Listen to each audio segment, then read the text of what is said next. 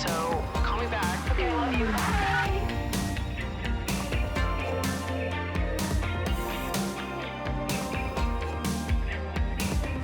What's up, you guys, and welcome back to Emotionally Online, the show for spilling guts and sharing secrets, hosted by yours truly, the one and only Maddie Drosbeck, who is fresh off of her break, back sitting on this couch, ready to get into it with you guys. Hi, I've missed you so much. I can't believe it's been a month since we've sat here and done this. I do believe that my end of year breaks are a necessary part of doing this job, but I missed you nonetheless, and I'm so happy to be back here and to get back into all of it with you, because Love Island started this past week. Not to like fast forward to the end of this episode at the beginning, but I'm just so excited. I'm just so excited that Love Island is back and we're fucking doing it again, and we have that to talk about, on top of the fact that I just feel like I've been bursting at the seams with everything else that I want to talk to you guys about. Every little thought inside my brain, the submission box has been overflowing in my absence, and we just have like so much to get into. It hurts. It really does. There's so much to talk about these days. So you haven't seen me for a month. I've been gone off the internet for the most part, not posting. I was lurking, I was looking, and I was definitely doing a lot of behind the scenes work. I was doing a lot of traveling. I did get sick. And so it wasn't, you haven't seen me in some time. Not all of the time that I've been gone was I resting. In fact, I don't know that I feel that I got a lot of rest in it all. Like, when you go on vacation and then you feel like you need a vacation from the vacation. There was no time to sit in my home and do nothing. And that's really the only thing that feels like resting to me, is sitting in my house doing nothing. So I've still got to find time to work some of that in. Maybe this is a sign I do need to cancel some of my plans, which also feels painful to me. I am like, I don't know what's up with me these days, really. I think I'm becoming more and more type A the older that I get. And I talk to my therapist about this every week, because I'm like, I'm actually stressed out all the time. My anxiety is getting worse. I'm getting more type A. I'm so stressed out all the time, just feeling like I need to be on top of everything. I made a spreadsheet of all of my relationships, everyone in my life that I know, even a minor amount. I made a spreadsheet of how often we talk, how often I would like to talk, and what my action item is based on how those two things align. And so I have a spreadsheet now with a list full of people, with reminders to text them or FaceTime them or plan a hangout with them or do nothing if I feel like we're in good standing, which helped me sort it out inside my brain. But now I feel like I'm like, oh my God, I need to text this person, FaceTime this person, make this hangout. And it's like, other people can do that too, Maddie. Other people can do that for you. But it almost doesn't matter to me, because in my head, I'm like, I just want to make sure that I'm showing up the way that I want to. It's not about like needing that from other people. It's about wanting to show up in friendships and my connections with people the way that feels like the most authentic to me. And I would like to be more present, planning more hangouts, doing more community things, because I just feel like I'm drawn to that in this era of my life. But also, I really need alone time. I really need it. I love the besties. I love planning hangouts with the besties. I love making sure all of my people feel loved and listened to and supported. Okay, huge. Also, love my alone time. I've been slacking on that quite a bit lately. Alone time to do nothing. Emphasis on the nothing part. I'm not kidding. I would like to sit and stare at a wall, mama. I want to do nothing. Okay? I want to read more books.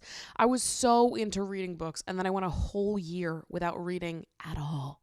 What got into me? I don't know. I didn't read a single book last year. I was in a book club towards the beginning of the year, so I read The Artist's Way, but that's like a workbook. It's barely even like a book, So I didn't read anything. I did start, no, listen, I'm trying. I'm doing my best to get back into all the things that I care about and balance my life a little better and, just level up this year. Doing my best. Started an accountability group because it helps.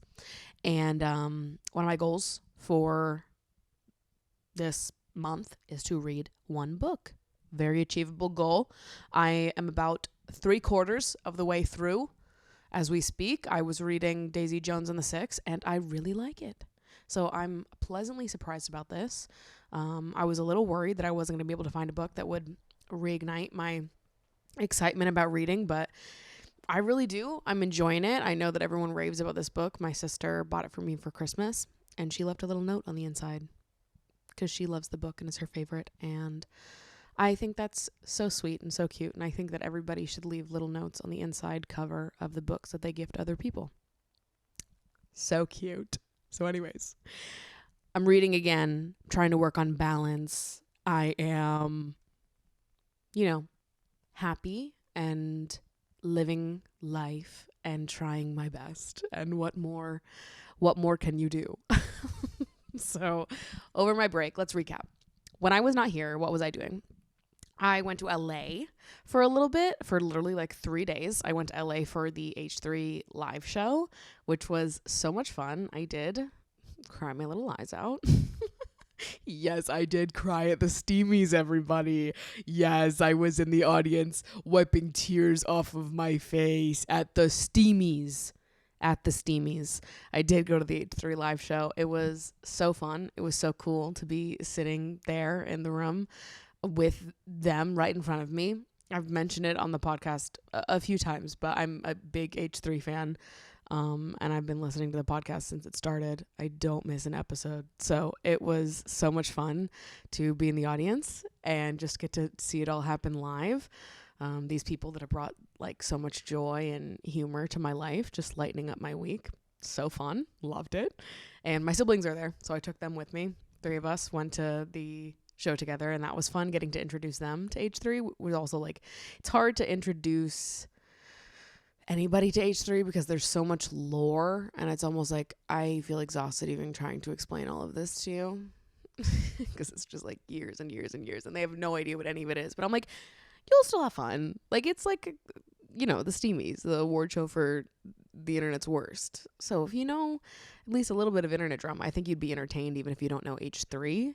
But also a lot of the show is like H3 lore and inside jokes that are just not funny unless you know. So it was still great though, and they had a good time. And when I was walking out of the show, somebody stopped me, and we laughed about this for like an hour afterwards. Somebody stopped me and was like, "Are you Madison?" And my siblings were like, "Madison?" They're like, "Who's calling her Madison?" And one of you guys stopped me and said you listen to the podcast and you really like it. Super sweet. Very sweet interaction. I love when you guys stop me. It was so funny that you called me Madison, though. If you're listening to this, in my head I was like, wow, I can't believe that you know that my name is Madison. Like, I guess I've said it before, but nobody calls me Madison. So it was so funny when like my siblings were like, who is Madison? Like, my family doesn't call me Madison. Nobody calls me Madison. And I don't even have anything against it, right? I like the name Madison. I just have never been called it. My whole life I was Maddie. So I've never even considered that somebody out there would look at me and then like register my name to be like, oh, are you? And say Madison. It's so funny. I love it. I love that to some people I am Madison. That's cute. You might be like one of 2 people who refers to me as a Madison, and the other person is probably like my great aunt that I see once, maybe 0.5 times a year. Like, I just thought it was so sweet. And then I came back from LA and I picked up Mango, and then I went up, visited my family for a week and a half up in Maine, and then I came back to New York to get a new tattoo. I got a huge My Crying During Sex thigh piece. It is balloons that say forever.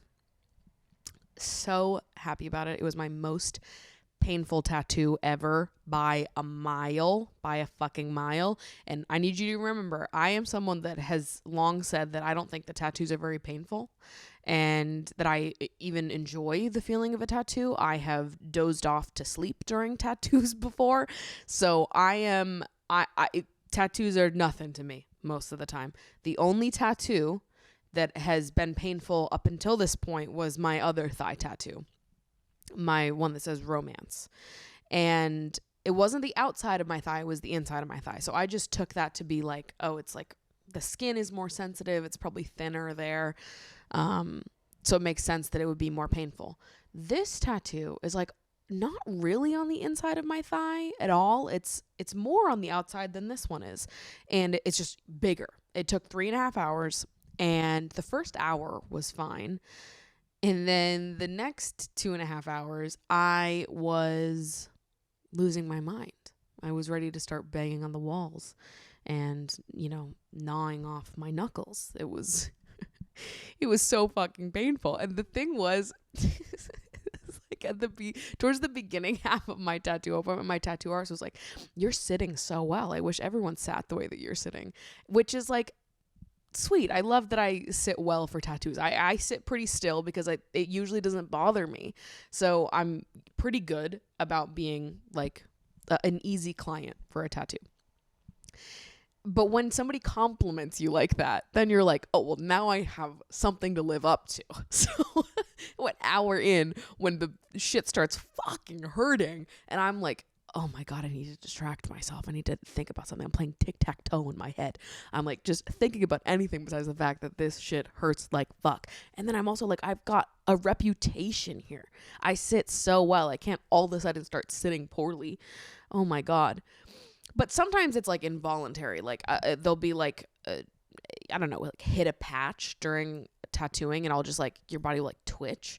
I was doing that a little bit. That's like completely involuntary. But the 2.5 hours towards the end of the tattoo, I was like, let me just look at my phone and be distracted. I don't know why that this works on me, but anytime I'm in any kind of discomfort or pain, I'm like, just go and numb your brain on your phone. I'm not saying it's a good solution. I'm just saying it works. Whenever I get a tummy ache in the middle of the night, which happens a lot for me, tummy ache girls rise. I get up and I go to the bathroom and I get a Tum or two, a peppermint flavored Tum. And I put one in my mouth in the bathroom and I chew it. And then I walk to the bed. And then I put the other one in my bed as I'm in my mouth as I'm laying my head down and I chew it. Because I don't know why. I need to like taste the peppermint in my mouth in that whole journey back until my head hits the pillow, or else I feel like it's not going to work. There's something to be diagnosed there. I'm aware. But in my head, once I lay down and I'm eating the Tum, I'm like, the only way it's going to work is if I distract my brain from the fact that there's like a process working. I actually don't even know if it's doing anything. This could all be in my head, but I need to pick up my phone and scroll and like distract my brain. So if I have a tummy ache in the middle of the night, I have to like pick up my phone until the tummy ache goes away, and then I'm good and I can fall back asleep. I can fall back asleep in 60 seconds. It's not a big deal. So anyways, during this tattoo, I was like, I've got to be on my phone, distracting myself, thinking of other things, just, I don't know, trying to take my mind off the fact that this is the most painful thing that's ever happened. It was working for a little bit, and then my phone died. And maybe it was probably like the last hour 15, I'll call it, where it was just silence. And it was me in my brain fighting with myself, figuring out how I was going to get through this. And it hurts so bad.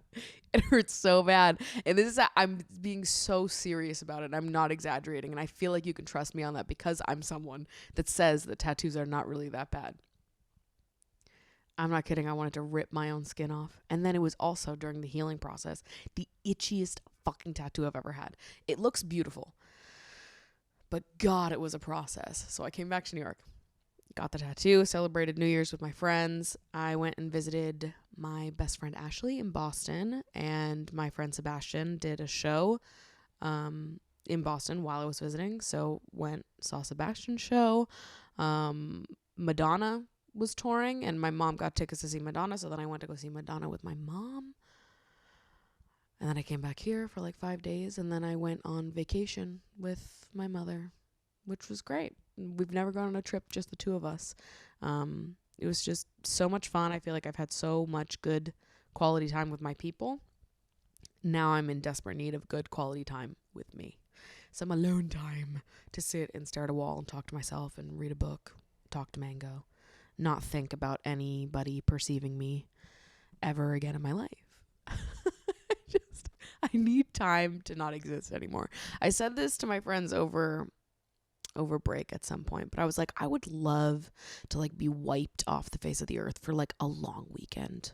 Just give me like 4 days to not exist at all to anyone. I don't want anyone to even think about me. Like, I just want to, you know, that episode of SpongeBob where Squidward's just in a white, endlessly white room, and it's like, alone, alone, alone. Now I can finally be all alone. That's how I want. This is my dream vacation destination, is that fucking white room, all alone. I don't want a single person to know who I am or remember me at all for like 3 days. Not a permanent thing, right? Because to be known and seen and loved and connected to people is like the spice of life. However, I would also love silence for like 3 days. Complete and utter silence with no worries inside my brain about how I'm being perceived or if someone's mad at me or if I'm doing everything right all the time always, which obviously I'm fucking not. But also I'm just done. I'm done being perceived. I really am, which is, I understand, the most hilarious thing to say as someone who is perceived for a living. But it's where I'm at right now.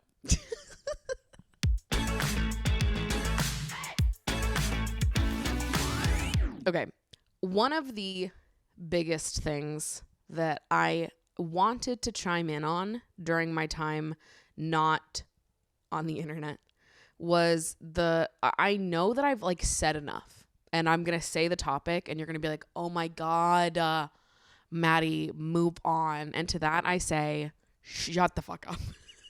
This is my show, bitch. Strap in, because we're talking about saltburn again, you motherfuckers.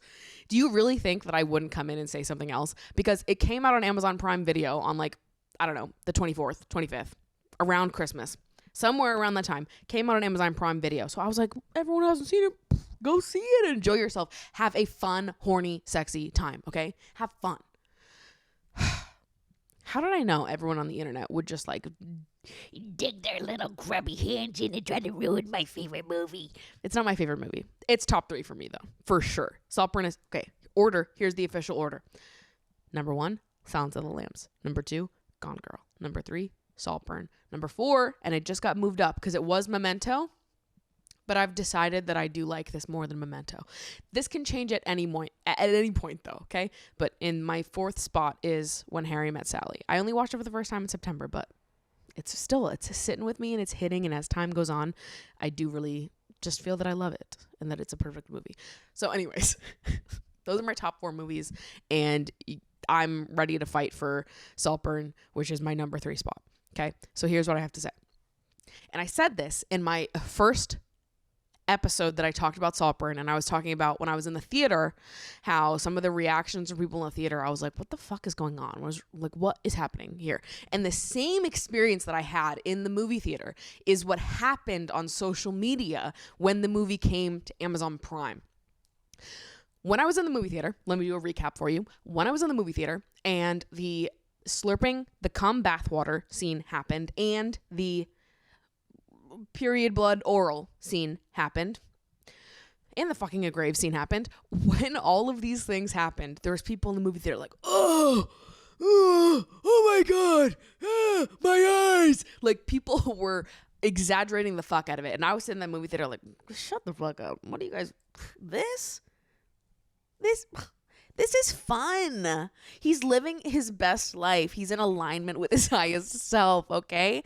This is horny bisexual fun, okay? I'm sorry you people don't know how to have fun. That's not my problem. I'm here seeing myself represented for the first time in my life.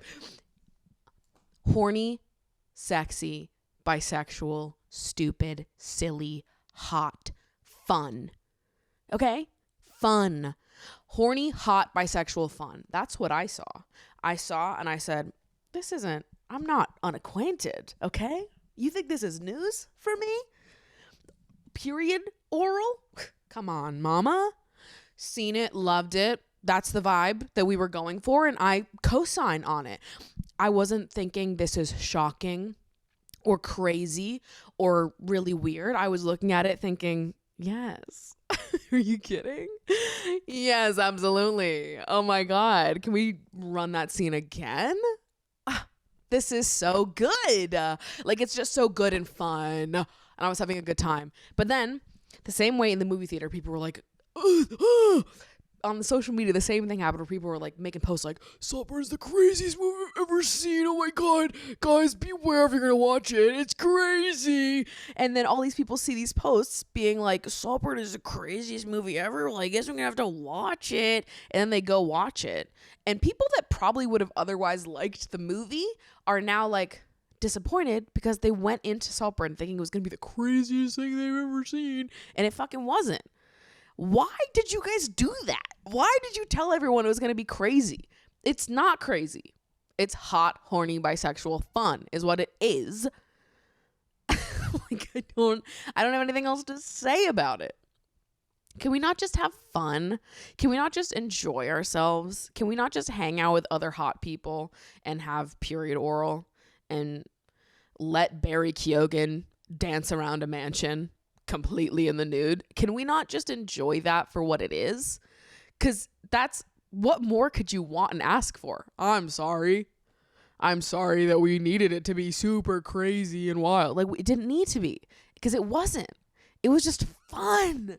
It was fun, you guys. Oh my God. So anyways, that's my beef with it. And I think I said something along those lines towards the end of the year about past lives, where I was like, I liked Past Lives, but I think what I heard about the movie going into it made me not like it as much, because people were like, this is the best love story of the year. It's such a good romance movie. And I was like, what? When I saw it? Because that's not really how I took it. And that's not how I felt. And I felt like if people had not said that, I probably would have liked it more. But I went into it thinking one thing and being like, I was supposed to be moved by the love part of this? Because I was not. And then people go and Saltburn and they're like, it's crazy. You're going to lose your mind. It's insane. And it's like, guys, can we rein it in a little? Because it's really not that crazy. But it didn't have to be. It's like, why are we giving these false reviews? I mean, like, it's not crazy in the way that it's like, okay, well, he did fuck a grave. We were having a good time, all right? We were getting a little crazy, like crazy. But it's not like somebody's like, strap in, this movie's going to alter your state of mind. You're never going to forget. It's going to scar your brain forever. Like, it's crazy in the sense that, like, he's having a good time. He had a lot of fun that summer, you know? But it's not crazy in the sense that it's like, this movie's fucked up and you're never going to be able to forget it. But I mean, maybe to some people it is. Maybe some people think about period oral and slurping cum out of the drain of a bathtub and they're like, that's insane. And to that I say, maybe you're just boring. Because I'm sorry, it's not that far off from some of the realities that the rest of us are living or want to live. So anyways, that's where I'm at with that. I need all of you guys to stop exaggerating shit and just let it be hot, horny, sexy, bisexual fun. Can bisexual people have nothing? Can the horny people of America not just enjoy something for the horn of it all? That's what it comes down to at the end of the day. We're trying to suppress horny America, and I'm not here for it. Let horny people have Saltburn, okay? Can we have one thing? So anyways, if anyone says anything about Saltburn in the comments, I might delete it. That's how little I want to hear other people's opinions about this fucking movie at this point. I'm like, can you all just be quiet? Can you all just hush? Shh. Just look at Barry Keoghan's face, okay? Just look at his little face. It's the year of the short king, and don't you fucking forget it. All right? We got Barry Keoghan. We've got Jeremy Allen White. Who knows who else we're going to have? I'm telling you. Year of short kings everywhere. Watch out. They're coming. Anyways, another piece of media on the internet that I have consumed, eaten up, enjoyed over the last few days. I finished watching it this morning, actually.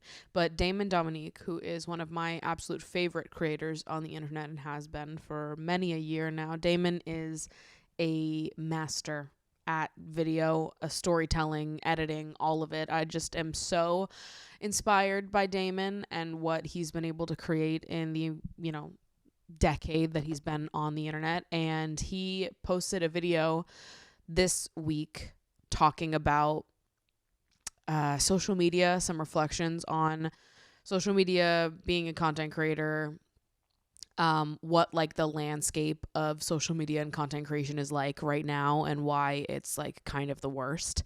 And I watched it and I was just nodding my fucking head along, and I literally started taking notes because I was like, oh my God, I so agree. And I feel like I started talking about a part of this in my first video back on my main channel, where I talked briefly about like some of my grievances about short form content, which I've talked about before. And I feel like it's probably pretty apparent that I've never been a big short form content fan. I've been adamantly against YouTube Shorts. I have been off TikTok from like a consumption perspective, and I've probably posted like 4 TikTok videos in the last year and some change since when I deleted the app or stopped using it. It's still on my phone in a deep folder, but I swear to you, I don't open it. Since I stopped using TikTok, and really I do feel so much peace with my decision to not be on TikTok. I think that what I said in my YouTube video where I was talking about this was that it's like so much easier to compare yourself to other people's lives when you're seeing such a small fraction of it, when you're seeing like a 15-second video versus if you're watching a 30-minute YouTube video or an hour-long podcast. You get a little bit more of a well-rounded picture of who someone is or the stories they're telling, the things they're talking about, that it's not as easy to like compare yourself and beat yourself up like just for the fuck of it. And I feel like a lot of the content that I consume on Instagram and when I was on TikTok, like it would just make me feel bad about myself. And the other part of it that I was talking about in my video is how much of a time suck it is and like a brain number that it is. And as someone that struggles with anxiety, I think when I'm having like a bad, anxious day, I mean, it's been bad quite a bit lately, to be totally honest with you. And I found myself just off in another dimension, a lot. I'm like supposed to be doing things and I'm like, my brain just shuts off and goes somewhere, and I find it really hard to motivate myself to like do my tasks. I find it hard not to get distracted, and I just feel like generally not mentally there when I am that anxious. It's like my brain is looking for a way to shut itself off so I don't have to feel all of my anxiety. And I think that short form content sort of becomes a crutch in those moments because I can sit there on my phone for an hour and I can scroll, and it's a time suck. It is completely turning my brain off. It's numbing it. I gain nothing from it. There's nothing valuable that short form content gives me.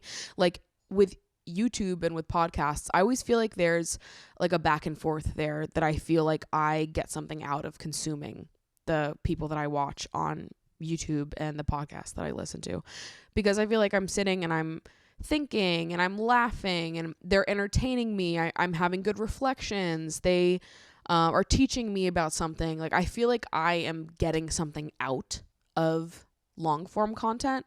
With short form content, I could scroll for an hour, and then if you asked me what I just spent the last hour of my life watching, I can't fucking tell you. I'm like, I don't know.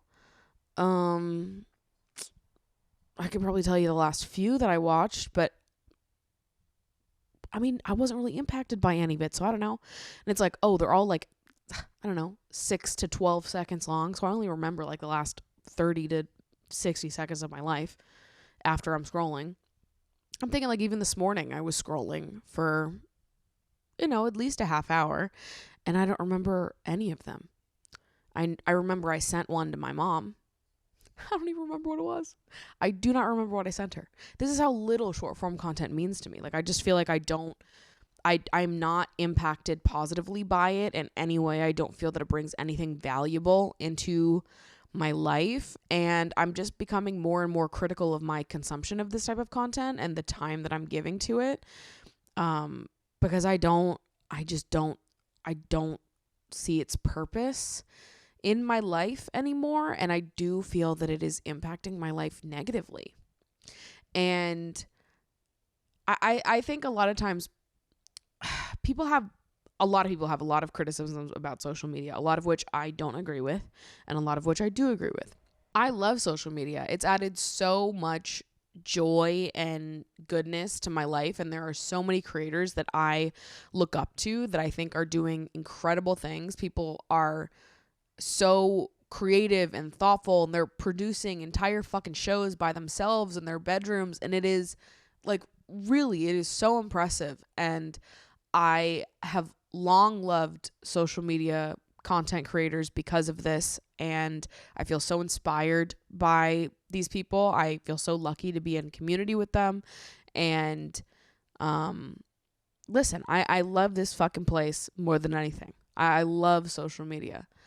If you want to go watch Damon's video, I will link it in the description of this podcast. I really just think that he vocalizes a lot of how I've been feeling about the internet pretty well. I really don't like this era of the internet. I've been on the internet for a long time.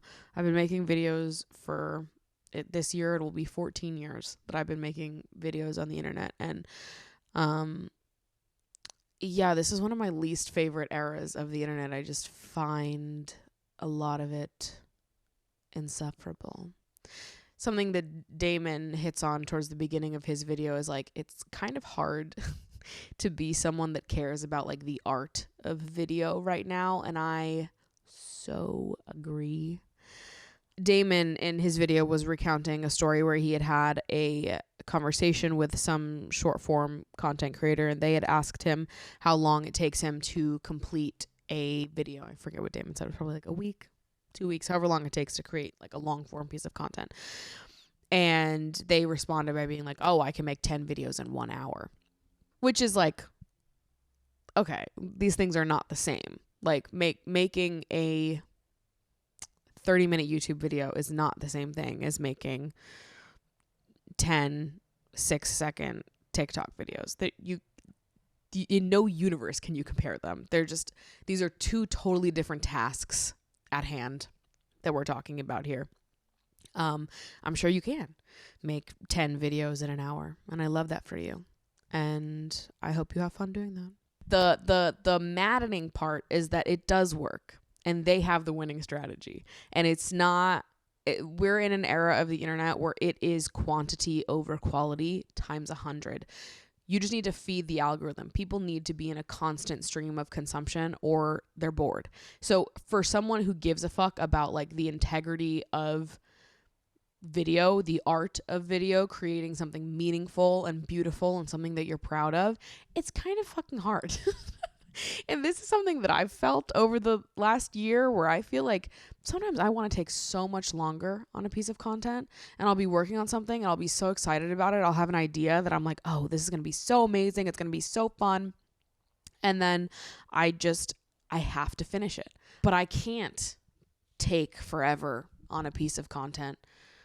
I've got fucking bills to pay. I've got contracts to execute. I wish that I had the luxury of taking longer, but the reality is that like the demand is for constant content. So brands are demanding that, and we're working on certain schedules, and it's all just it's manufactured, it's planned for constant consumption, which is awful. And I do feel that it is like just at the detriment of the creative person, which is the worst.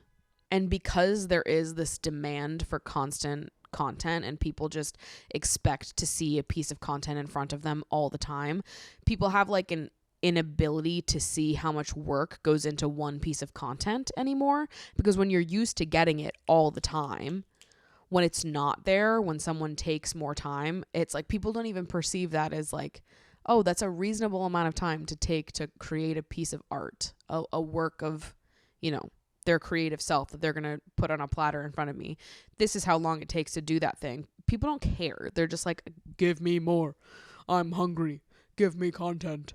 And then towards the end of the video, and this part, I was like, oh, I'm so glad Damon mentioned this, because this is part of why I feel like so uninterested with the internet lately, and just kind of fucking annoyed and just generally like over it. Damon was talking about how with short form content, and these people exist on long form pieces of content as well, but there's no context for a lot of the short form content that gets posted, and people get mad about every little fucking thing. And I wish I had an example at the top of my head, but the example that Damon used was that he had posted a video on Instagram or TikTok or whatever talking about renting an Airbnb and them not having olive oil in the kitchen. And he was talking about how, like, you know, what, are you just not gonna have toilet paper in the bathroom now? Do I have to bring that for myself? You're not gonna have sheets on the bed? Do I need to bring that for myself? Like, going to an Airbnb that has a kitchen and they don't have olive oil, salt, pepper, that feels like it should be the same thing. So Damon posts this video. Why is there no olive oil? Isn't the same as toilet paper? What the heck? Like, it's just not a fucking big deal. It's not that fucking deep. And it gets thrown on people's For You pages, thrown into the algorithm, and shown to people that have no idea who Damon is, no idea what his content is like, what his sense of humor is like, none of it. And people get up in arms, like so fucking mad at him because he said that he thought that Airbnbs should have olive oil there if they have a fucking kitchen. He called them olive oil fighters. And I was giggling along when he was talking about this, because I feel like, yes, these types of people exist with short form content where they're watching something that they have no context for, and they're just immediately getting angry and judging someone and like writing a whole essay on why this person is wrong. You need to do some reflections and look at yourself in the mirror and you're so whatever, and like trying to have like this gotcha moment with this person they don't know on the internet. And I think it happens a lot more on short form pieces of content, which this is part of why I deleted TikTok, because I felt like anytime I posted anything, I'd have a bunch of people that had no idea who I was criticizing me for every little tiny thing that I said. And I was in my brain being like, I can't say anything right. Like, there's what's the point in fucking posting on this goddamn website? I'm just going to get yelled at for every single thing I do. And yes, I find that it is probably more prevalent with short form content because of the lack of context, but this exists with long form content too. And it frustrates the fuck out of me. And then Damon goes on to talking about like mob mentality on the internet, why you don't want to post because you're afraid to say anything. Like, yeah, people are always trying to mold you into what they want you to be. If you are not a perfect mirror for them, for their life, for their experience, there are some people that will get mad at you and be like, this is wrong because I don't relate to it. This is unrelatable. I am not like you, and therefore it is bad. And I find it so annoying. I find it truly so annoying. I was talking to my therapist about this last week, about how I like feel a lot of dread about posting on the internet lately. And it's because sometimes I do feel like there's like, no matter what I say or do, people will have something to be mad at me about. Like, even literally, and I'm so sorry to bring it up again, but even with Saltburn, I watched this movie. I like it. I talk about it on the internet. And then I'm getting 6-page essays in my DMs from people saying that I'm classist for liking Saltburn, and I need to look in the mirror and do some reflection and do better and whatever the fuck else. And I'm like, I'm reading the shit and I'm like, you are so annoying. You are so annoying.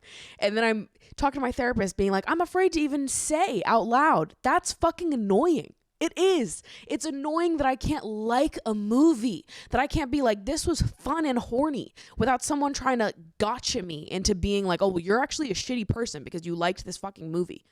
What? I can't even say that I enjoyed a movie, that I had a good time, that I liked a piece of art without someone looking at me and trying to have a gotcha moment and be like, actually, you're a bad person and I caught you, bitch. Now apologize and reflect and do better. It's like people want to make you feel small and make themselves feel like, oh, look, I'm so smart. And I knew that this movie was bad and awful and you shouldn't like it. I'm like, oh my God. Every single thing. There's something to be said about it. And I was talking to my therapist about how it makes me not want to say anything at all sometimes.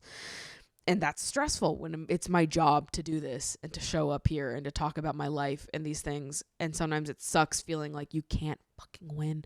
And I know that the majority of people do not act like this. But the people that do act like this are really fucking loud and irritating. And that's the truth of it.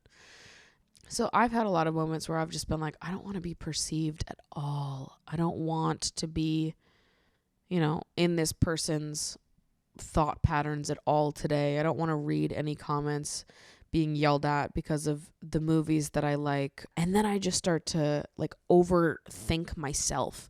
And it's like, this whole thing is fun because I get to show up and be myself and talk about what's fun and interesting to me. And that's great. And it stops being fun when I feel like I can't show up as myself. When I feel like I'm afraid to be fully me because somebody's going to criticize me for something ridiculous. So anyways, I don't love this era of the internet where it feels like everyone is trying to have a gotcha moment and prove inside their own brains that you're not actually as cool as other people think you are or as they initially thought you were. Sometimes it feels like there's actually no way to win. No matter what I say, no matter what I do, there's going to be someone that is pissed off about what I have said. Even in this podcast, I'm sure that there will be things that people are mad at me about. And part of what I'm dealing with in therapy now is trying to accept that somehow. Trying to accept that I cannot win and that there will always be people that will criticize me for what I believe to be asinine things and get up in arms when I do not feel it is warranted or justified. The olive oil fighters, as Damon says. Yeah, it's irritating to me and it makes me not want to post anything at all. And that sucks. And I hope that I won't always feel this way. I hope that it'll pass or this era of the internet will shift and we'll leave this era, because there was a time where I felt like the internet was the only place I could be myself. And I just don't think I feel that way anymore. I don't think I feel like I can totally be myself on the internet. I feel like, I don't know. It's like when you just get yelled at for being yourself so many times over, it's like you start to feel like, well, what's the point of being myself if I'm just going to be yelled at for everything? Even though it's 4 people that are yelling at you. I'm sensitive. I don't like it when people do that.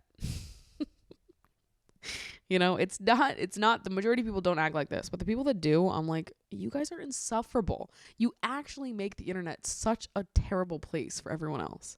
And I mean that with my whole chest. Offense intended. Yeah, I don't know. It is kind of unbelievable. The people that get mad at olive oil, that get mad at you saying that there should be olive oil in Airbnbs. Those type of people. Nobody's talking about people that have genuine criticisms or want to contribute or disagree with someone in a meaningful way. Nobody's talking about that. We're talking about people that are trying to argue and criticize and have a gotcha moment over stupid shit constantly. You are fucking annoying. You are. I need you to know this desperately. So anyways, I think it is a pretty bleak time to be a creative person on the internet, because I think the algorithms are working against you. I think that the general timelines and expectations for what it means to be a content creator, both from the brand perspective and the audience perspective, is not beneficial to creative people right now. the algorithms rewarding like constant content and not necessarily quality content or unique content sucks. And on top of that, this era of the internet includes so much unnecessary scrutiny and, you know, people just wanting you to be a mirror for them. And if you are not the perfect mirror for them, if your experiences don't completely mirror theirs, then guess what? You're getting yelled at. Enjoy it. So anyways, if this topic interests you at all, I really recommend watching Damon's video. It's like an hour long. So Damon gets into it, and I think it's well worth the watch. If any of what I said meant anything at all to you. I am going to do like 1 or 2 submissions and then jump into Love Island because we have so much more to talk about. I actually can't believe I've already been recording for over an hour at this point, and it just is time for us to move on here. Should I give up on someone when I don't know how they feel about me? A month ago, I met a guy online and quickly arranged a coffee date. Texting was bad, but the date was nice, except when he was an hour late. So I just thought, we're not compatible texting, which I don't mind as long as I feel like he cares. However, winter holiday made it impossible to arrange another date. Texting again felt off, so I just asked him if he'd like to meet. He did, but wouldn't tell me when. I know he's busy, but it's been weeks. I confronted him, asking if he really wants to meet or if he wants to break it off. He apologized, and again, he said yes, but again, hasn't proposed a date. I want to leave the situation open for him, but I think giving up may be better for me, and I don't want to wither in waiting for him forever. Okay, so let's start with what do we like about this guy? Because he doesn't sound like he has shown us a lot of attractive qualities up until this point. He might be a great guy, but he has not shown you that. So I don't know why we're giving him like such grace and why we're catering to him and leaving the situation open, being like, whatever you want, whatever works for you. What about what you want?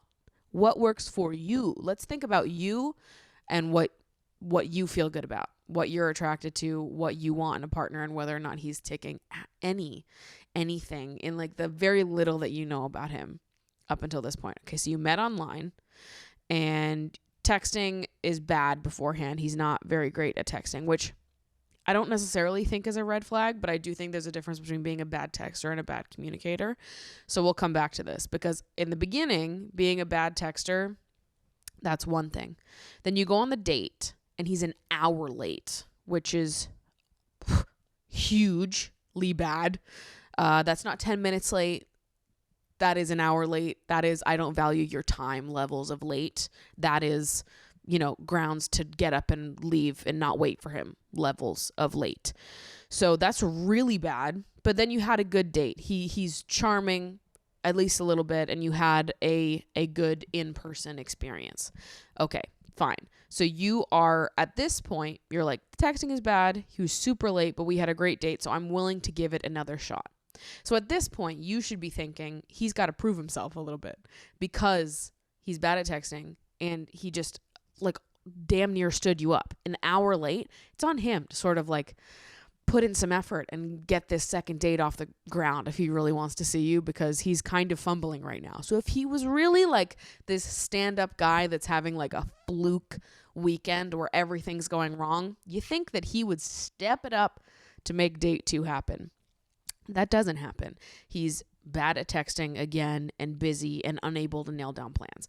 At some point, that to me switches from bad texter to bad communicator. Being bad at texting is something that like a lot of us can relate to and have empathy for. But when you're trying to see someone and you're just trying to make plans and it takes 5 seconds to be like, yeah, I'm available this weekend, or no, I'm not.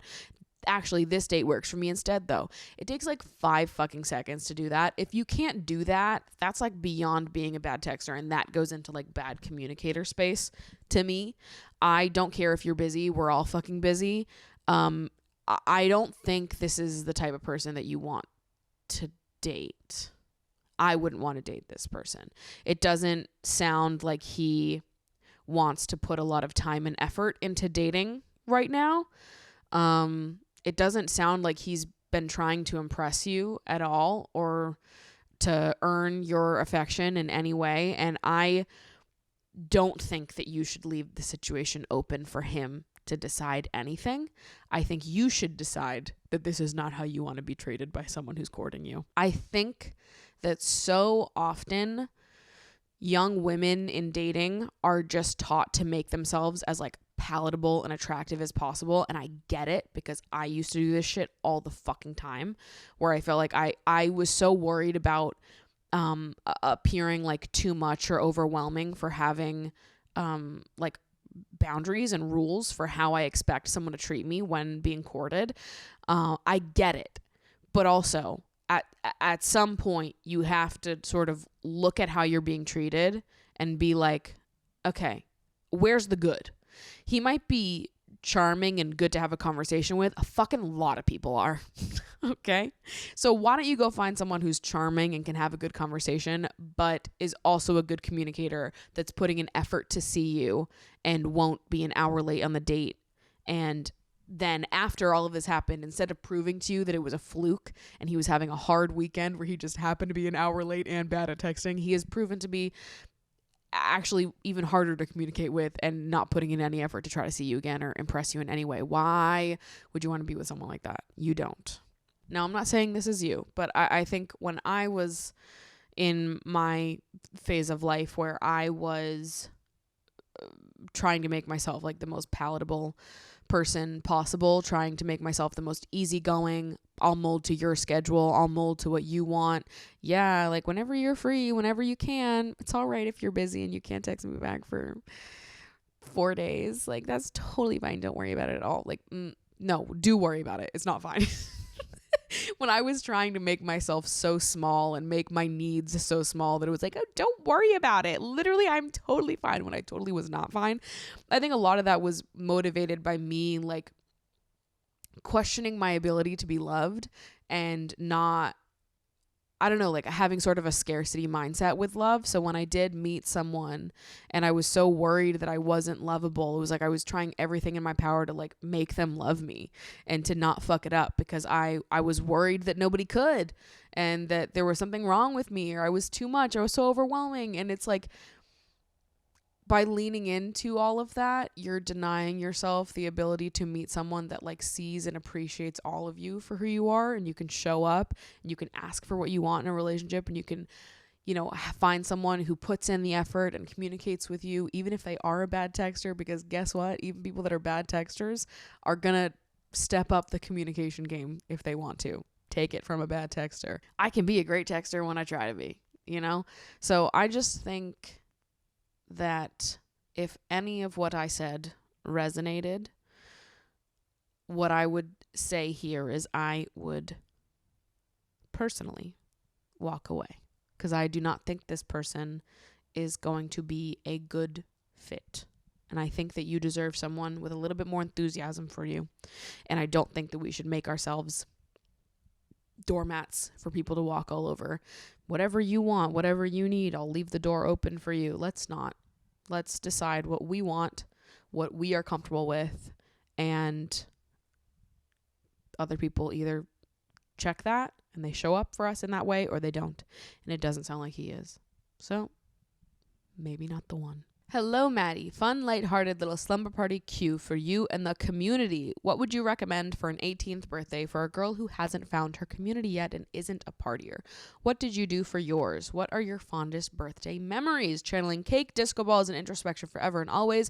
Love you and who you are and what you do, Maddie. I think how I celebrate my birthday has shifted over the years. I used to be like a birthday week kind of person. I didn't make everybody celebrate me for a week, but I did plan special things for myself every day of the week. I don't do that for a full week now, but I use a few days to celebrate myself. But like when I was younger, I used to do like, okay, this day I'm going shopping, and this day I'm going to get a tattoo, and the next day is going to be a birthday dinner, and the next day I'm doing a game night, and the next night I'm going to a concert. Like I would have like something fun for myself every day of the week.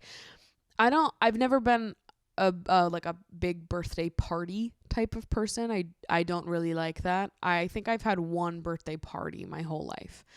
And that was in college. I mean, I had like children's birthday parties or like sleepover parties, but that's different. sleepover parties, it's not like a party where there's like tons of fucking people there. So most of my birthdays have been, you know, either me planning little fun activities for myself every day of the week, or just like a birthday dinner and a sleepover. When I was a kid, my birthdays were always sleepovers. Even when I was older, my 21st birthday, it was a sleepover themed birthday, and I made everybody sleep in sleeping bags on the floor of my apartment. And yeah, last year I went to the spa on my birthday. I spent all day at a spa from 8 a.m. to 8 p.m. And then I went to an Italian restaurant with 3 of my friends and called it a night. I think I'm going to do the same thing this year. Just having like a spa day and relaxing with like 1 or 2 other people. And I'll host a game night or something at my apartment for, you know, more of my friends to come hang out one night. And that'll probably be it. I don't know. I think that I started enjoying birthdays more when I allowed them to be a solo experience. There were a few birthdays in college where I cried a whole lot on my birthday, and I just felt so sad. And I think those were the birthdays where we had all these plans and things to do, like, oh, there's going to be a group of like 10 of us that go out to dinner, and then there's going to be, you know, we're all going to go to karaoke afterwards. We're going to do, like, I used to cry and cry and cry on those birthdays because I never felt, I don't know, I never felt like happy. I think it sometimes made me feel like there were so many people around that I couldn't connect with any of them. And then I hate that feeling of being in like a big group full of people, and it's like there's so many people to connect to and I can't connect to any of them. They're all people I love, but I'm just like here and I can't seem to reach anybody. Like I'm not a group person. And so I don't really love that because I think it just makes me feel alone in a bad way. And I think that leaning into enjoying birthdays alone in a good way has been nice for me. And just, you know, going to a spa with one of my friends, like this last year I went to the spa with one friend. It was just the 2 of us for most of the day, and then she left at like 3 p.m. I think, and so I had like a few hours at the spa by myself before I went to dinner, and she met us back at dinner, and 2 of my other friends met me there. And like that was awesome to me to have just like this one-on-one time with my friend on my birthday, just hanging out in the pools and the saunas and just chatting, drinking wine, and then meeting up with a few other people for dinner and just keeping it small. I just feel better doing things like that. I would rather have 3 separate small hangouts for my birthday than do one big large gathering. I don't like it.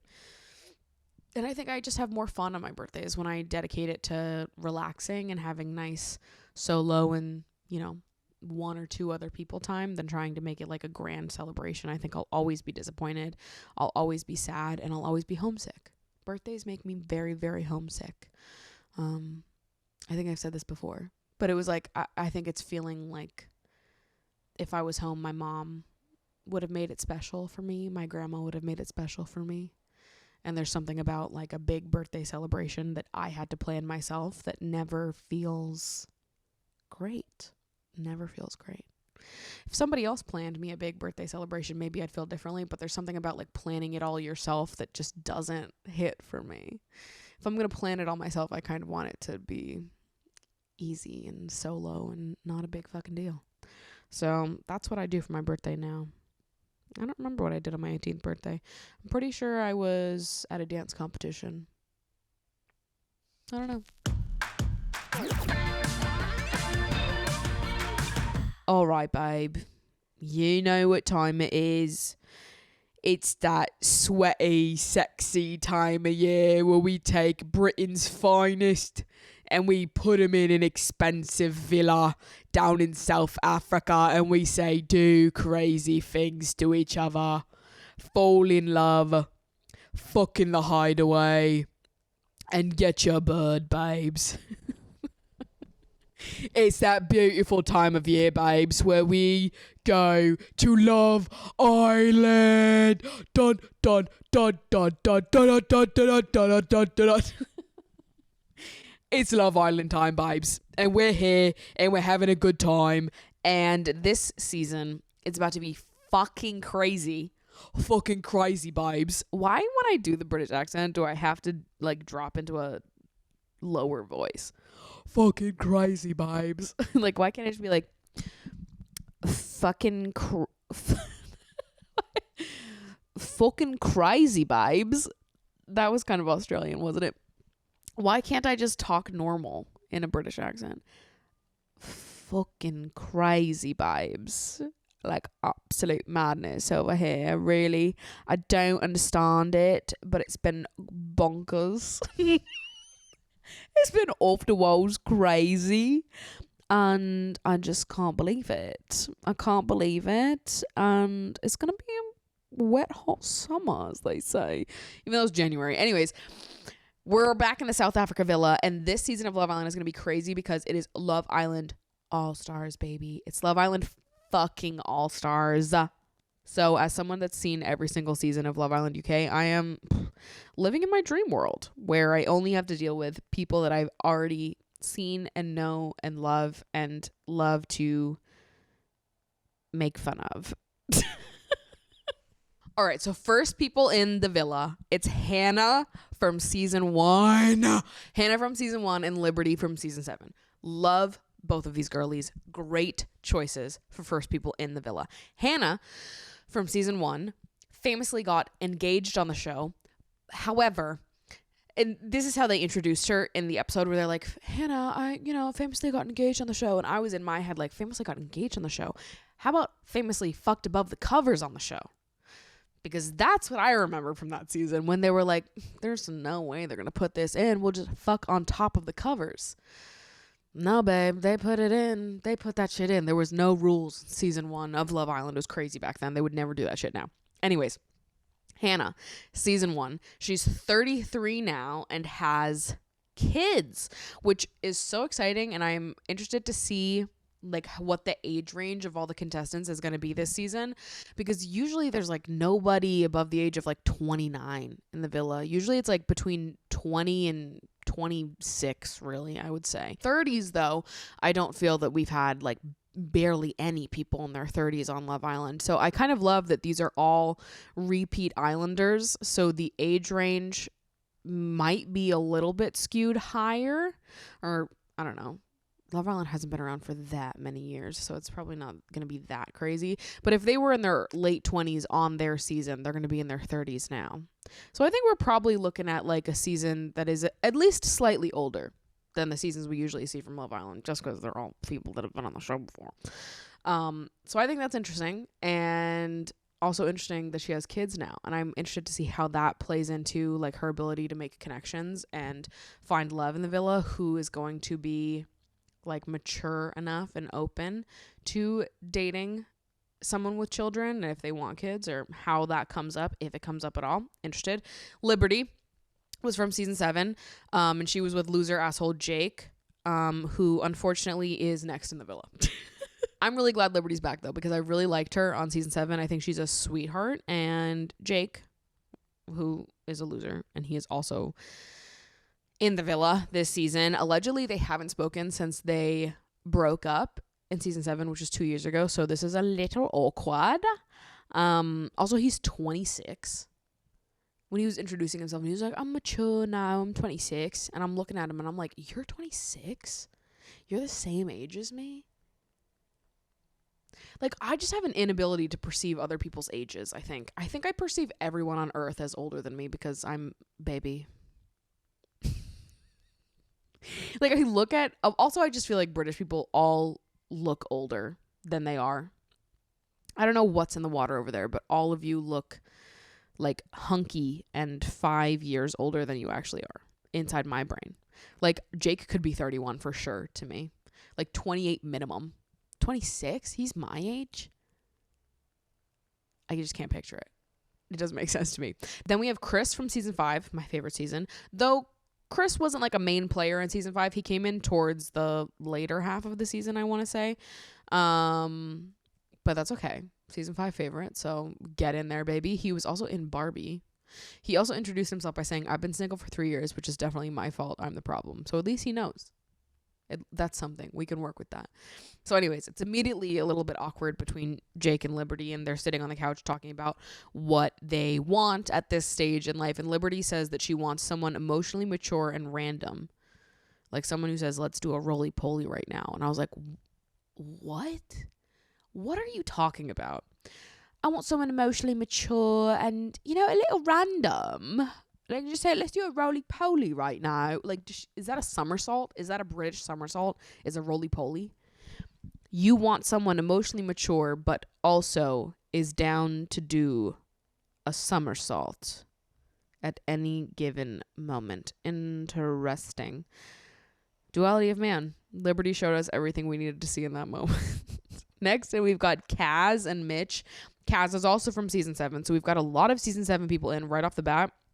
Kaz was Liberty's bestie in their season, and I loved the both of them together in season 7, so I'm glad that they're both in it together, which I think the producers knew that they were well loved in their season, so I get why they're putting them back in together. And then Mitch was from last season, season 10.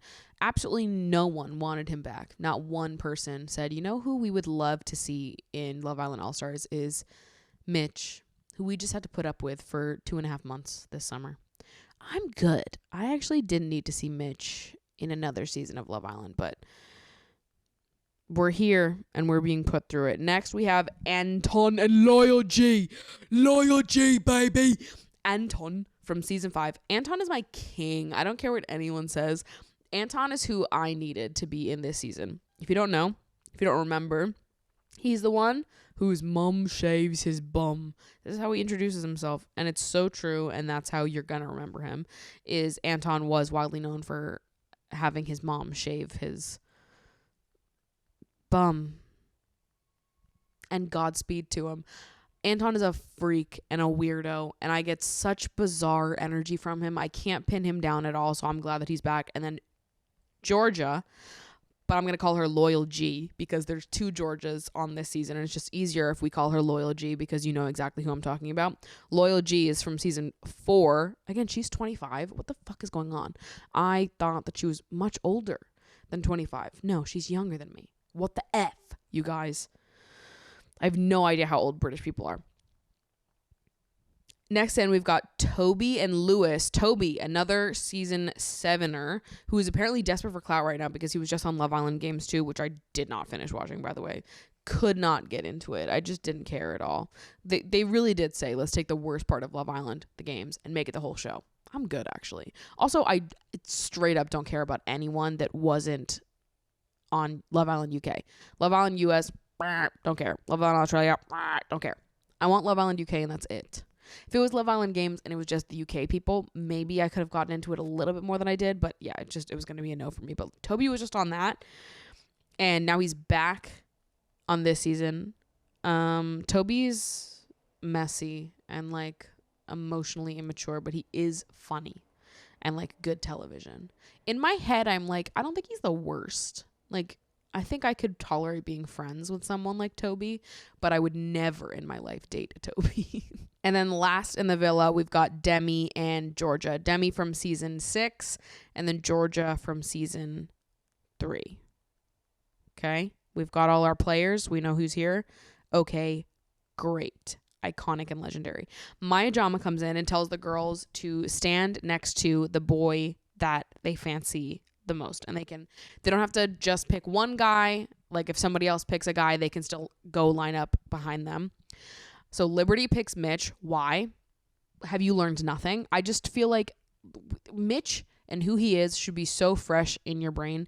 Liberty, I would have hoped that we could have picked someone better at this point. Having just seen his season, it's fresh in your brain. Why do we want to pick Mitch? Okay. Loyal G almost picks Toby and then switches to Anton at the last second. Demi picks Lewis, and then Kaz, Georgia, and Hannah all pick Chris. No one picks Jake or Toby in the end. But who they couple up with isn't up to them. It is up to the public. However, that is not happening until the end of the day. So they let them disperse and go about their lives. We learned that Loyal G and Toby have had a thing in the past. So they've been hooking up, they've been kissing. There's some things that have happened in, you know, the outside world that we don't know about yet. And we'll see what that vibe is. When talking about this little thing that they've had, Loyal G says that she is a little concerned about his age because she doesn't usually date younger than her. I don't think he's that much younger than her there, though. Like, if she's 25, he must be like 23 or 24. Not going to double check that. That's just what I'm assuming. But again, we know that I don't know a lot about what British people look like based on age. I would have said that Toby was older than that. But now that I know that he's younger than Loyal G, who's 25, I would say 23, 24. So I don't think he's that much younger than her. I think that she's just being a little dramatic. And she was also saying that she does constantly think to herself, like, if we were going to be together, wouldn't we have already been together at this point? And then he says that he would have picked her if he was asked to line up after the person that he was the most attracted to or wants, is the most interested in. And then she said that she wanted to, but then she was like, I don't want to, like, stick to what I know. And I don't know, maybe it's just because it's comfortable. I feel safe with you. It's like, is that a bad thing? Should we really be being like, I feel too comfortable and safe with you? I should not do that. Like, what world do we live in where we don't want to do that? Then Liberty is in the confessional talking about Mitch, and she goes, he's got a reputation for being quite messy, but, you know, people change, people mature. And I'm like, babe, it's literally been 6 months. It has literally been 6 months since Mitch's season, like, if that. He pretty sure he has not changed and matured in the span of 6 months. But I love that you believe in him, and I love your optimism and faith in the world, Lib. Literally never fucking change. I love you, bestie. But also, Mitch, come on. Like, I want better for you, Liberty, at the end of the day, and that's where I'm coming from here, but I do love you. Then we get to the coupling part. The public has put these couples together.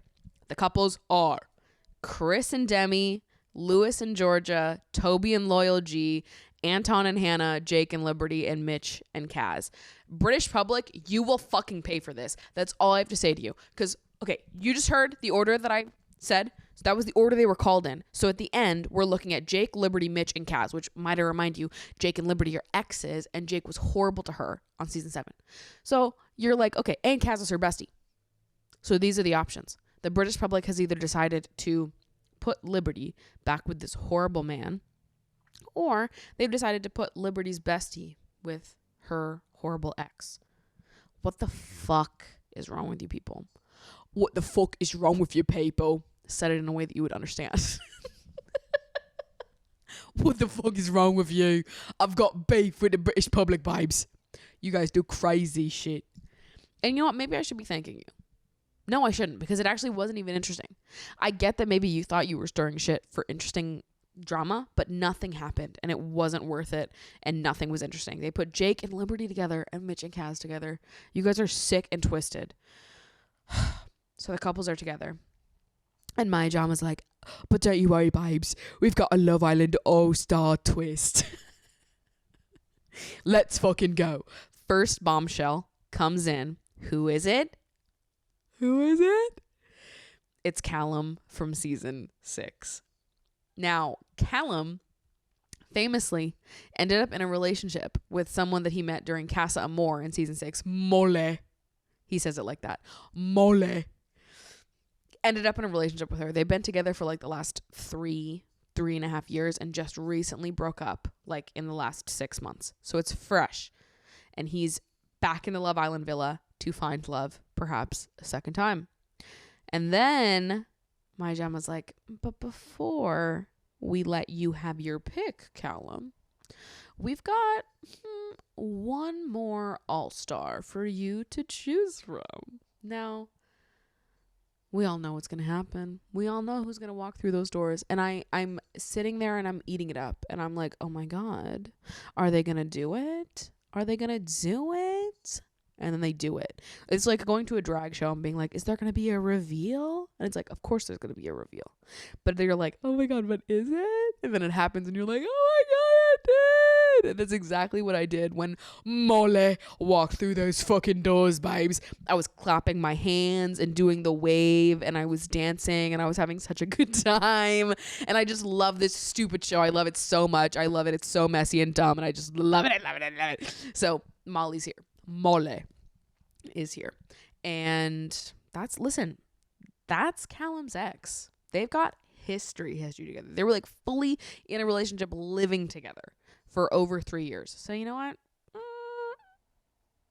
This could shake things up a bit. So then it's up to Callum to pick who he wants to be with, if he wants to steal one of the other girls out of their couples or if he wants to couple up with Mole. And Callum picks Molly. And she seems pissed.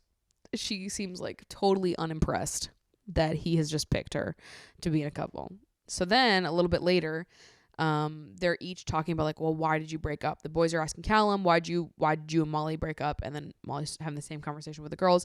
And they both basically say the same thing, which is that it wasn't one big moment.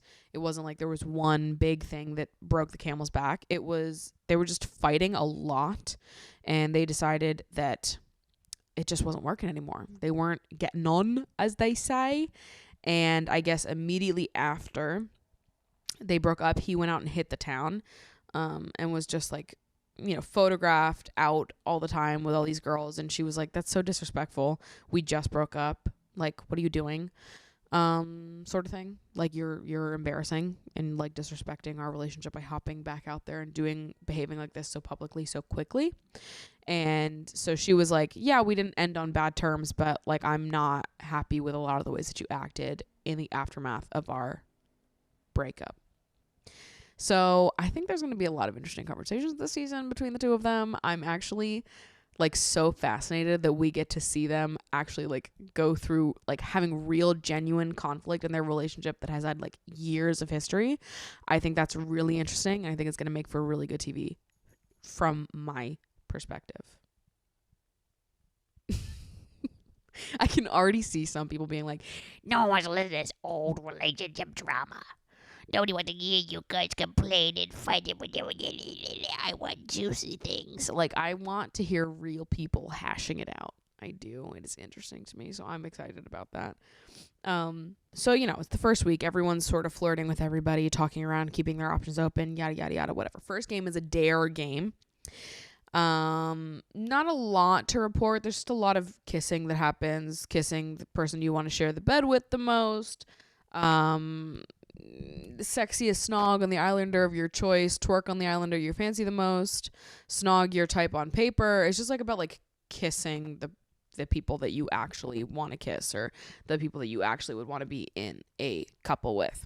I don't know, not much to report. It's still like, it's so early, it's not clear who is going for who seriously at this point in time. So as a reminder, Demi, Callum, and Molly are all from season 6. So Demi at one point is asking Callum, like, just between the two of us, would you want to get back with Molly again? And Callum was like, I mean, if everything was perfect, I would get back with Molly again.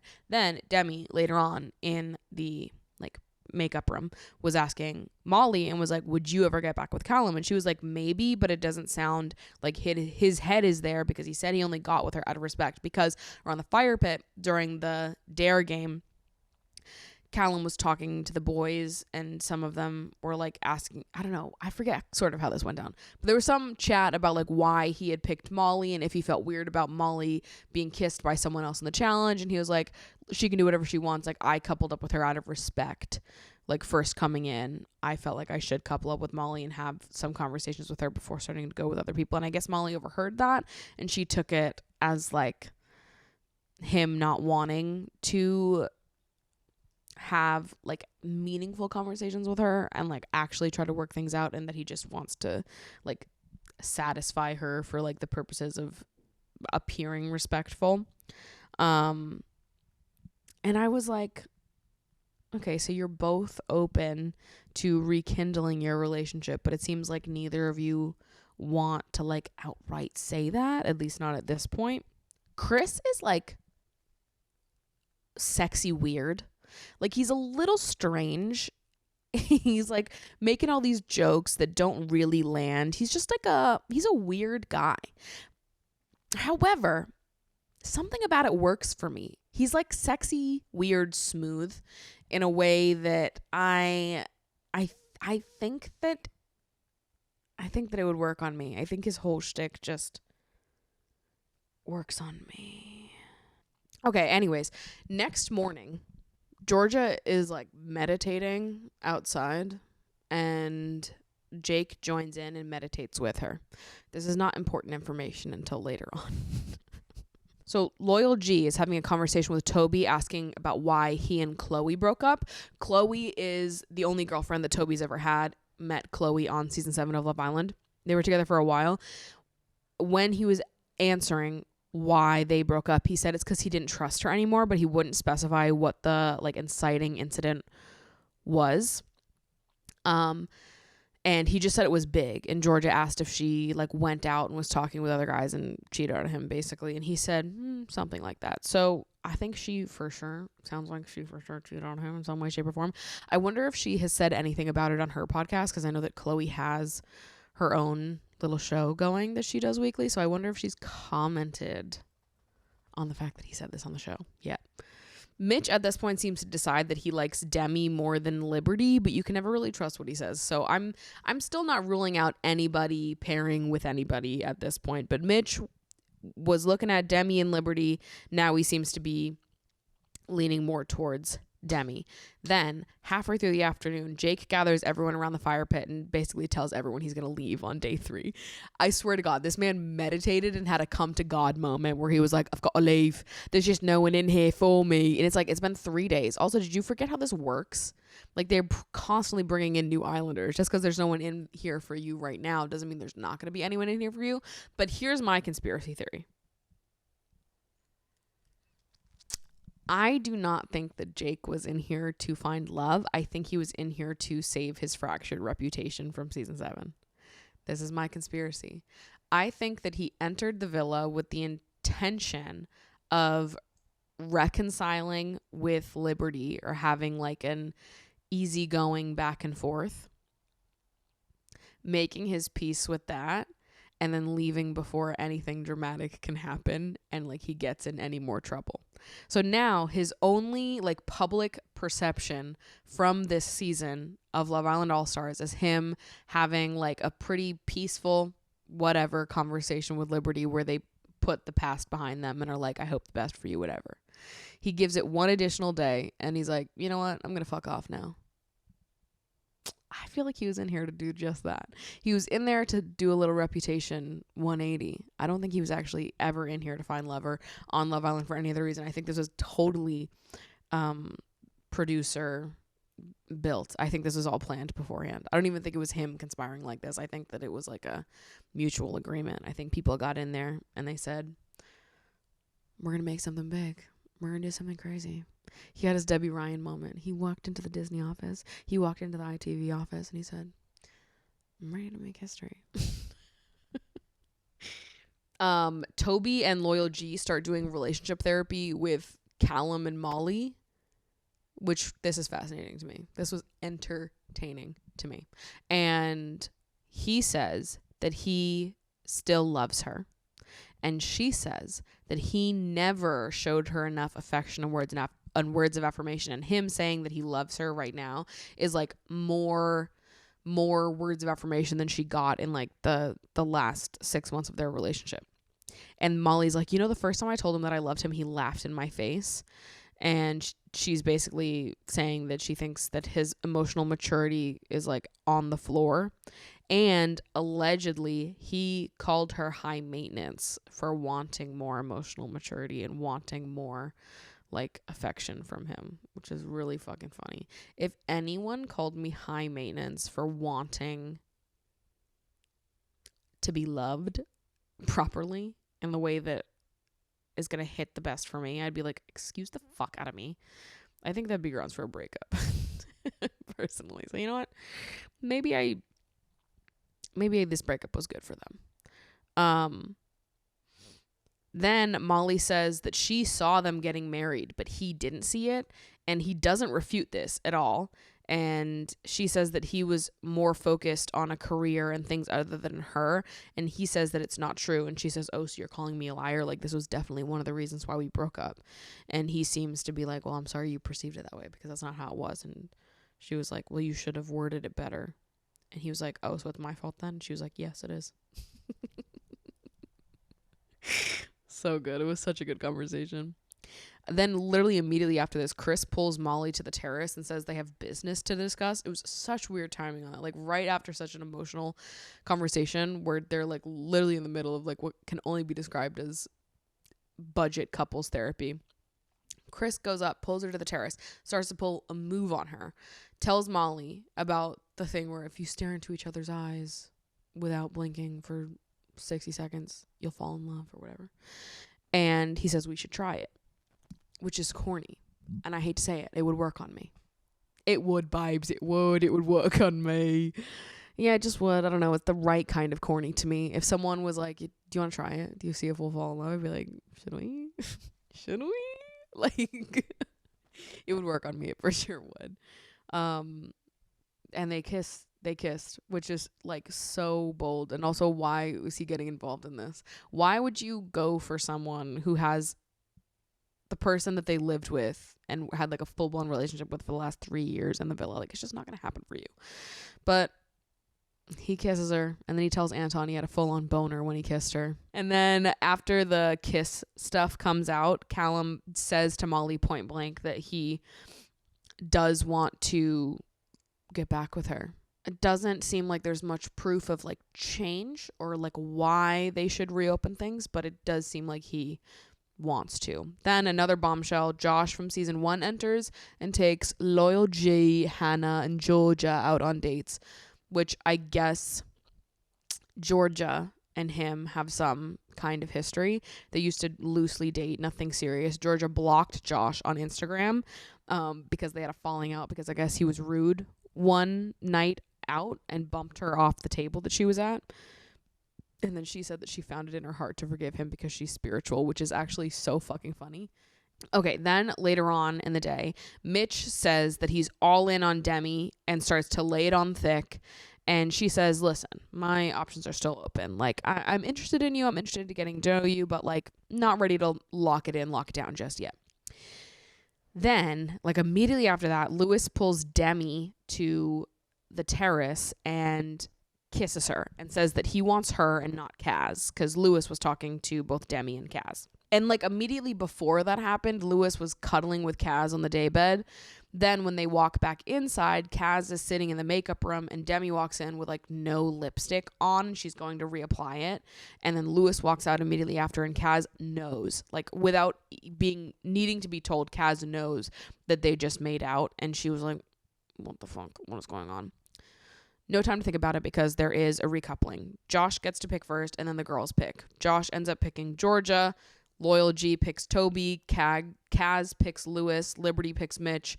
Molly picks Callum. Hannah picks Anton as a friend. And then Demi ends up with Chris because there's nobody else. So I'm not too happy about the fact that Liberty and Kaz are being absolutely shat on so far this season for absolutely no reason. Mitch is having her as like a second option while he's pursuing Demi. They set her up with fucking Jake. I forgot his name. That's how little he means to me. And now Kaz is the second choice to Lewis, when Kaz and Liberty are like just class acts. They're such sweeties, and I really think they are the best in the villa. So it's kind of irritating that they're being treated the worst so far. So Mitch tells Liberty that Lewis and Demi kissed. And then after the recoupling, Liberty goes and sits with Kaz and Lewis. And Lewis is like, what did Mitch say? What is he shit stirring? And then Liberty's like, well, he told me that you kissed Demi on the terrace, like right before the recoupling. And he's not really shit stirring. He's just like telling what happened. That did happen. It's not really shit stirring. He's not making shit up. He's just like, you did do that. Then Lewis is mad and he starts going off on Mitch, being like, you're shit stirring. What's your problem? You know what you're doing. And like, listen, Mitch is messy. We know this about him. But also, like, you did do that. So you think you just like stick to your guns and be like, well, I'm not dating either one of these girls, so I can do whatever I want. Bitch. I don't know. I just feel like if you're gonna cuddle with two girls and then kiss one of them right before the recoupling, you need to like commit to that choice a little bit. You know what I mean? Then Mitch and Liberty end up kissing in bed, which I could have seen coming, even though just 2 days ago he was saying he liked Demi more than Liberty and had generally made up his mind. Here's the thing that you need to know about Mitch. Trust nothing that he says and understand that at the end of the day, he is always going to go for the option available to him, no matter if that's his first choice or not. So Chris is just now realizing that it was kind of dumb to think that he could pull Molly when she's been in a damn near 4-year relationship with Callum, which is funny. If only Toby had the same realization, because Toby then pulls Molly and is like, listen, I'd be interested, and yeah, I'm intrigued. And then he goes to tell Loyal G. Toby tells Loyal G that he had a chat with Molly and that he was intrigued, and she stands up and is like, good for you, and starts to walk away. And I was like, period, because that's what I would have done too. What do you want me to say? Like, okay. And she's like, what do you want me to say to that? Like, I'm glad you were just open with me, but like, what on earth do you want me to say to that? And he's like, so what? You want to be closed off with me then? Like, why are you upset? Do you want to be in a relationship with me?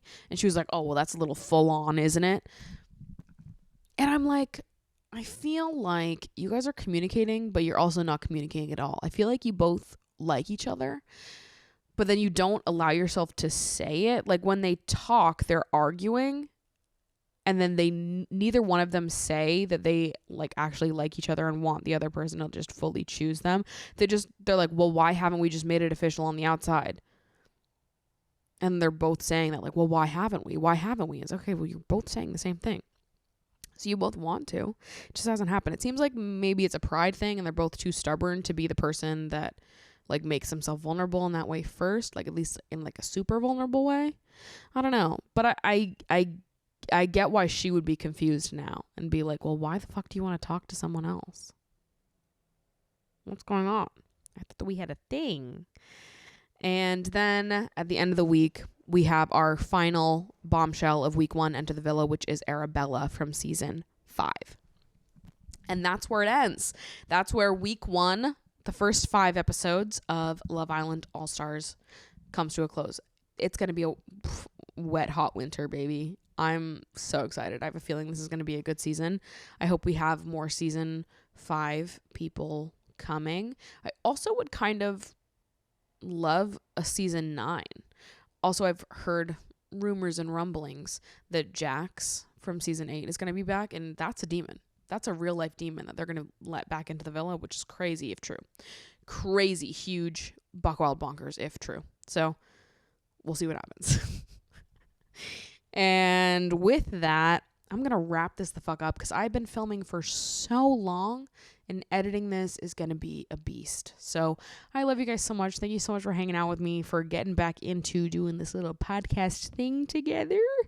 I love you so much. I hope you have a great weekend and I will see you next time.